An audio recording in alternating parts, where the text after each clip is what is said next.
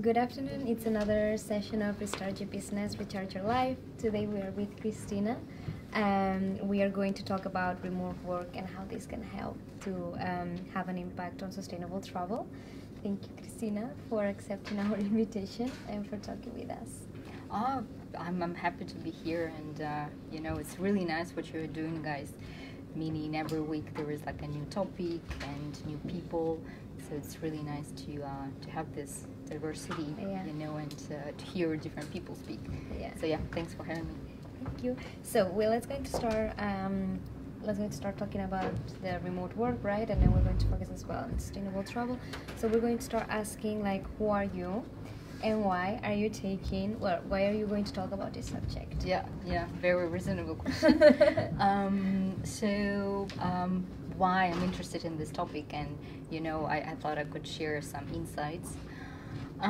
It's because I'm co-founding flOasis IO. flOasis IO is a platform to book and share unique stays to live and work at your best. And it was born out of this interesting times of pandemic almost a year ago. So through it we've done a lot of research on remote work, on travel industry. I myself have a privilege of being remote worker for almost 5 years now. Okay. I worked and lived in different cultures and different countries and settings too.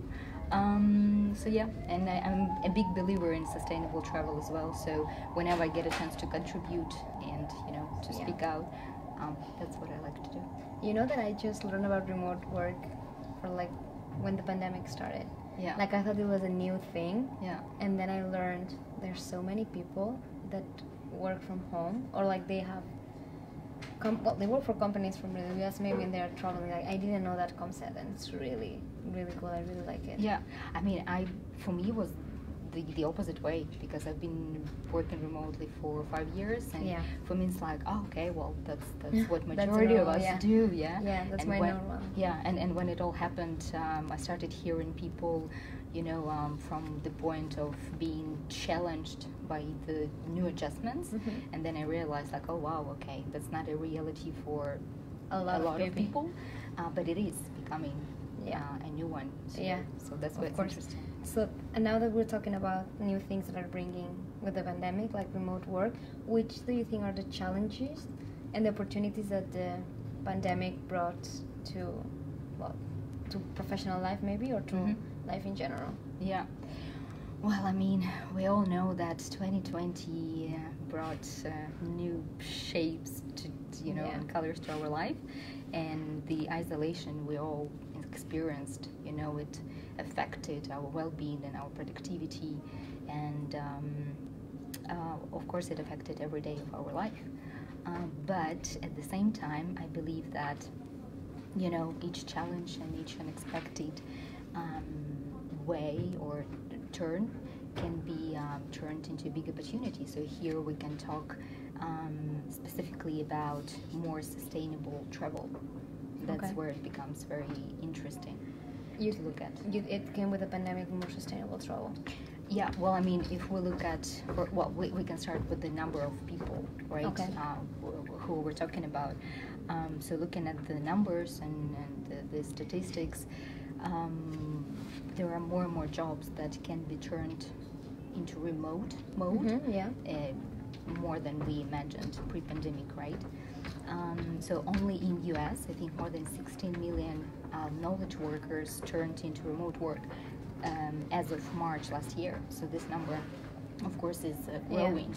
And last October at the Web Summit, which normally happens in Lisbon, but last year it was online, there was the whole topic on the main stage dedicated to what work would look like in the future. And experts and analysis show that we will not go back to the way it used to be. Meaning, I think it will be very difficult. It's going to be totally different. So some companies already shifted towards being 100% remote, but there are companies that even if they don't shift fully, there will be kind of hybrid when in employee can choose, or combine office work, like 2-3 days being in office, and the rest of the time they can be location independent. And I think it's something that when it happened, like when people couldn't imagine working from home, I think it's something that a lot of people and a lot of workers are receiving it with a lot of value, and I think more and more people will always want this kind of work life, because you can really have your time with family and maybe at home or in another relaxed space, and then you can go to the office. And I think this is something that a lot of people liked, and nowadays now on LinkedIn, for example, I saw a lot of like posts asking people to reply, like polls asking like if they could choose, they will work always at home, they will work always at the office, and people is always choosing remote work, and then the second is maybe hybrid. Yeah. So now that we were saying this, the sustainable travel that we were talking about, in which way it's being a sustainable travel now? Yeah. So if we just go back to how it's gonna influence travel, it is clear that only in a couple of years, majority of world's population gonna have an opportunity to work remotely. So there will be like more than 1 billion of digital nomads by 2035, I believe. Like freelancers are gonna be, like 80% of the whole workforce gonna be freelancing. So that's like a huge shift in the way we all live, right? So it's gonna influence many aspects, from renting and what kind of places we rent to, I don't know, social cultural aspects. So if we talk about travel, we can kind of go back into the time and see what travel used to be, to compare where it's going to. So on average, like the average length of stay for a typical tourist in US would be around 10 nights, and in EU it would be like around 4.3 nights. I mean, it's pretty reasonable, right? Because of the country and the lifestyle.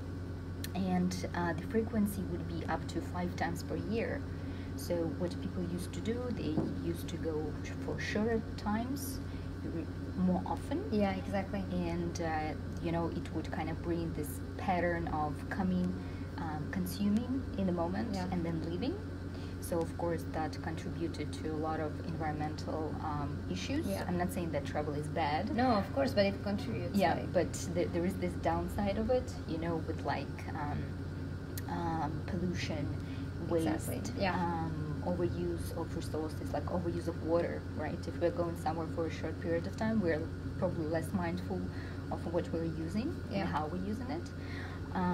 It also put some kind of pressure on local systems, meaning like governments and local communities need to address tourist needs, which might lead to like tax increase, or like increase in rates, in rents. So these are all the negative things that traditional travel brought to us. And if we look at where we're shifting towards right, being more like location independent, it means that if we look at new remote workers who are just shifting to this kind of lifestyle, digital nomads, through the analysis and research with flOasis, we found that average length of stay for these people, for us, is from 2 weeks to 1 month. Okay. And actually, from our first booking inquiries that we already, started to get, reflected this. Exactly. So for us, it's 1 month on average. Okay. The stay that people request, and the frequency would be from 2 to 4 times a year. So it means that people would be staying for longer periods of time, but less frequently. So it would shift towards a different pattern where we are able to connect more to the place, to the destination. We're able to contribute to local ecosystems as well. Yeah. Nice. So, for example, you think like the numbers of remote workers are growing every time? Definitely. I mean, the numbers that are shared with you, sometimes when I look at them, I'm like, oh my goodness, okay, this is the future. So as I do remember one stat number is by 2027, more than 60% of world's population gonna be working remotely. And I also remember that more than 50% of Generation Z, and these are like youngsters from 18 to 22, they now choose freelancer lifestyle. Yeah. So in the past, freelance would be considered something of like a financial supplement. Yeah. But right now, it's actually shifting towards lifestyle of the choice. So it means that these numbers are growing exponentially, and of course, the growth has been accelerated because of the pandemic. And now that we were talking, well, you gave us a sneak peek of what these remote workers means or apport to the travel industry. Well, we said like they are more sustainable in some way because they spend more time, but there's also some other aspects that are important that they apport to the travel industry, these remote workers. Sorry, you mean like the effect or impact on... Yeah, the impact of the remote workers in the travel industry. Okay. Yeah, I mean, definitely. So it's going to be more eco-friendly, right? I think tourism puts around 5% of the global greenhouse gases. So of course, the less planes, the less cars we use, the better it is for the planet. It also contributes, so what we see now, that location-independent workers helped local hosts to stay afloat while, difficult times, because there are a lot of different bed and breakfasts, really nice places that normally would, be open for tourism, but, it's been almost 2 years where this is kind of challenging. So I have a really good example, like multiple examples. We have one accommodation in Madeira, and it's a vineyard. It's with a lot of wines and stuff. Nice. Beautiful place with like 100 years history. And what they did, they shifted from tourism to accommodating remote workers. That's nice. And that's helped them to stay afloat. Yeah. Another example would be we have a really beautiful stay in Normandy in France. Wow. And that's like a castle, like a huge, really beautiful place.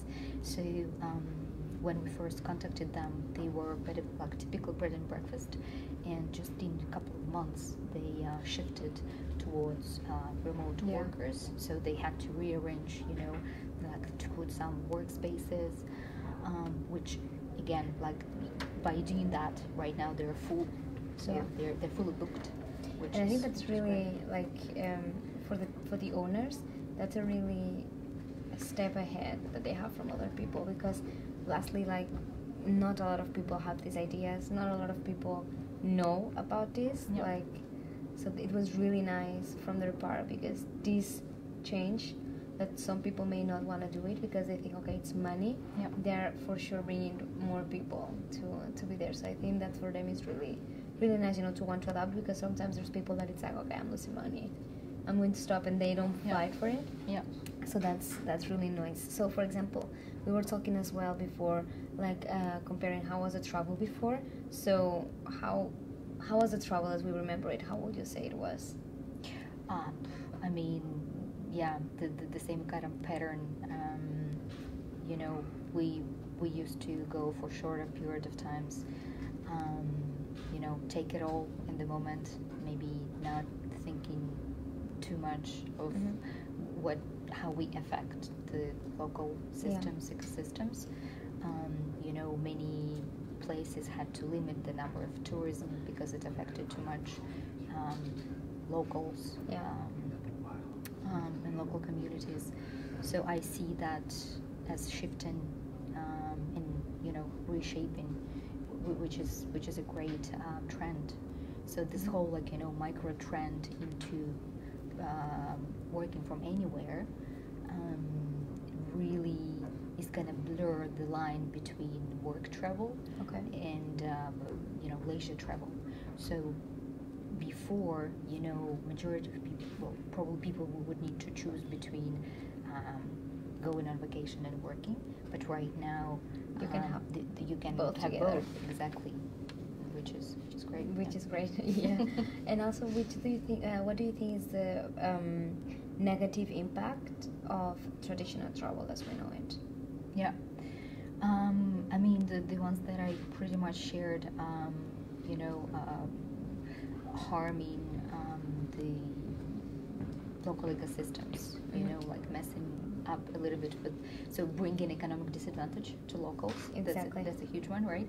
Especially when people, especially when locals, have like a fixed income, or if they're looking to buy a property, that brings some issues, right? Yeah. So that's a big one. So hopefully, turning into a bit different direction would also help.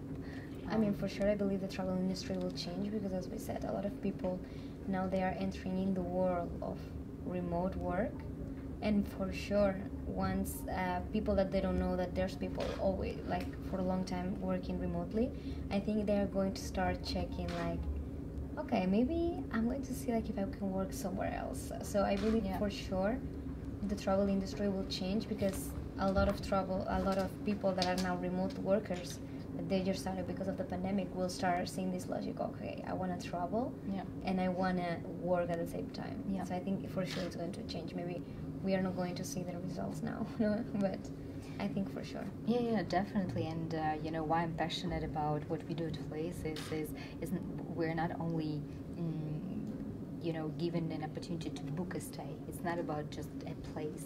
It's about the whole experience. A life experience, It's about a whole experience, exactly, because we don't need to choose between living our best life right now and working, Yeah. So that's why, I don't know if you go to our website. I went already. Oh, you did? Okay. I mean, with not now, it's just the landing page for now. We will be launching soon. Exactly. But for the platform, once it's live, imagine you as a remote worker, you can choose to go to Esta and do surfing this month, so you can be working part of the day and surfing, a couple of hours, and then after that you'll be like, okay, I want, more mindful practices, and I want to go to yoga retreat. So, you can also look for it, and you can go like next month after it, or if you want just to chill by the beach or by the pool. So it's more of, exactly what works for you. Yeah. So I really believe in this future, when we can choose what kind of lifestyle to have. Yeah. And that's what we want to empower. Yeah. I think the idea of it's like the idea of flOasis, it's really cool. It's for sure a new concept. And do you find it easy find it easy to find hotels? I think this is kind of like a business development, right? Like you're like contacting people. It's easy to like sell this product that most of them, they don't know about it. Yeah. They're just entering in this type of allocation. Yeah. So it's easy to sell the idea. Yeah. I mean, that's the beauty of it, we don't have to sell because we attract organically also people that see future behind it, But if we talk about our stays, I would say we have 3 different types. Okay. So there is a type of kind of co-living that's already operating, as a place for remote workers, and these are like beautiful, amazing places around the world.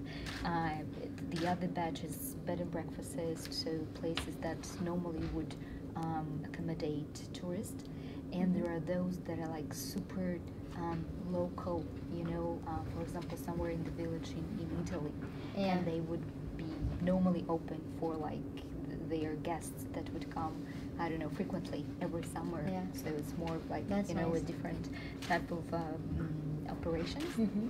But all of them see that okay, this is a big opportunity. If we can actually host a person who's interested in staying here, who's interested in this kind of experience, and we can connect. That is really great. So what we also make sure of is that every listing on the platform tells everything about the stay. So that way we think of the host as well, to connect the exact kind of guest with the exact kind of host, so they can both sides, benefit from it. Exactly. Yeah. And what do you think it will be the habits of remote workers? Which are the normal habits of work travels? Like of remote workers. Yeah. Well, the habits are, I mean, the new remote workers, we can already see some habits in there, but I think it's still, the into the development, so we'll see it a bit later on in time. But location independent workers, they normally stay 2 weeks, 1 month in one place. They connect to local ecosystems. They that's why a lot of local providers benefit from it, because they consume, they use some local products, meaning local veggie market, or yoga classes with a local instructor. So this is really nice. And what we're also passionate about is that our stay, they also provide not only just a stay experience, but some kind of activities. And normally they work with, as I said, local providers, language classes that you can take here, or some meditation workshops, which is really, really cool. I mean, I think the normal habits will be based, living new experiences while having to work, maybe knowing people, but not to make maybe a strong relationship, because as you said, they normally stay 1 month in each place. Yeah, but as you said, something that we will see now, because this is starting now. And also, what is the positive impact of remote work on tourism? Say it again, sorry. The positive things that they have, the remote work trend on tourism. Yeah. Which are the positive? Yeah. Well, I mean, if we're not talking about personal benefits, as I mentioned, it's more eco-friendly, right? If we talk about, it's also more budget mindful for remote workers. So if you're staying longer, you're most likely to pay monthly or weekly rates, not nightly rates, which are higher if you just go for a shorter period of time. Yeah. Also, if we talk about personal benefits, there is a huge one around more stronger connections, because pandemic also showed us that we're all human beings, right? We do need personal connections, and when we're isolated, it brings a lot of trouble for our mental health. So that's why when you stay shorter period of time and go, it doesn't allow you to build this deeper connections that much. And I also believe that with the shift into more people staying for longer periods of time, it's gonna strengthen those connections in the place and connections to the destination you choose, right? You can explore the how locals live, when they do, and you can be part of it, which is really nice. And for example, at flOasis, you guys have already started having people using the platform. It's not launched yet, but there's people that already maybe and you know that it will be interesting for them, let them know, and they already use your services. Yeah, so we are launching late May. That's the plan for now, and the platform is almost ready. It's 85% readiness right now. Yeah, almost there. But we started getting spontaneous bookings a couple of months ago. Yeah, especially when the second wave of COVID happened, people were scared of being stuck in the city. So yeah, we got some people contacting us and being like, hey guys, you have this awesome network of stays, can I use it now? Even if you don't have a platform. And then we thought that that this is a great opportunity to also support hosts, you know. So it was win-win. That's why we had our first bookings, and they all went really great. And to see, I also see them kind of live. We do have our pioneers, so there is this thing around flOasis ambassadors and pioneers who go and check a stay before it got listed. Oh, I would love to do that. Yeah. You just need to follow us on Instagram. So and they share, their experience on live on Instagram. So every day, like I can check, Instagram stories and see what we are doing in real life, and that's really awesome. Just to hear people say like, thank you for, helping me find this day, because I could have been stuck in the city right now, and I'm in this beautiful place surrounded by trees and birds, and other remote workers as well. And now, which are the countries that you're working in flOasis? Which are? Yeah, so we are launching in Europe first. Okay. So we have more than 50 locations across Europe. Nice. What we also noticed, it depends on a little bit on seasonality. So during winter time, people tend to go somewhere where it's sunnier. Exactly. Yeah. So like Tenerife, Madeira. So Portugal, Spain. They've been like top ones for now. Nice. Yeah, but we also have Norway, France, Germany. Norway. It was really, really nice places. Yeah. So all the places that you guys have there, they have been checked, and they have been like people going there, like which is like the normal steps. For them to do it. Which are the So we have the whole implemented process of how nice. we how you want main steps that you guys want to check. Yeah, exactly. So what we actually did in the very beginning, which is almost a year ago now, we made a survey and we talked to remote workers, and from more than 200 answers, we identified a list of essential criteria that would benefit to having a great experience, as a remote worker.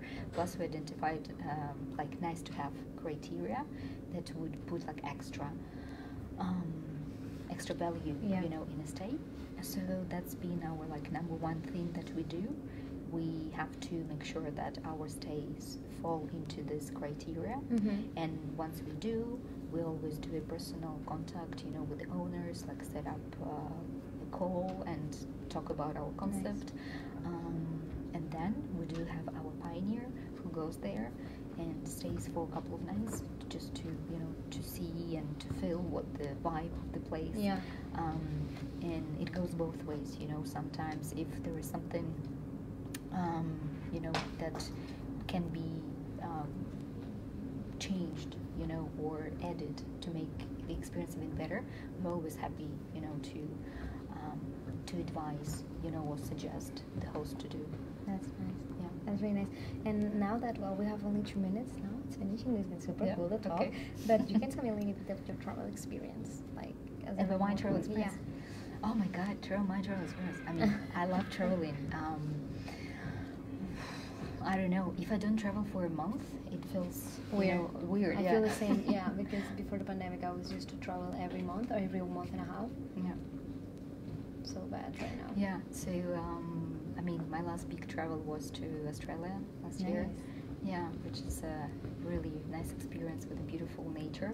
So I would say that my travel preference is shifted towards more like nature-oriented places. And the last one was Madeira. Super beautiful place, really nice. Nice. Thank you very much, Kristina, for sharing all this information. For sure, we'll let them know everybody when flOasis is on the website, so everybody can check it. Thanks. So thank you as well for the people who is on the other side watching us. And next week we're going to talk with Olga, and we're going to talk about the world of digital marketing and specific topics that she thinks are really interesting to people to know about. Nice. So thank you, Kristina, for being here with us.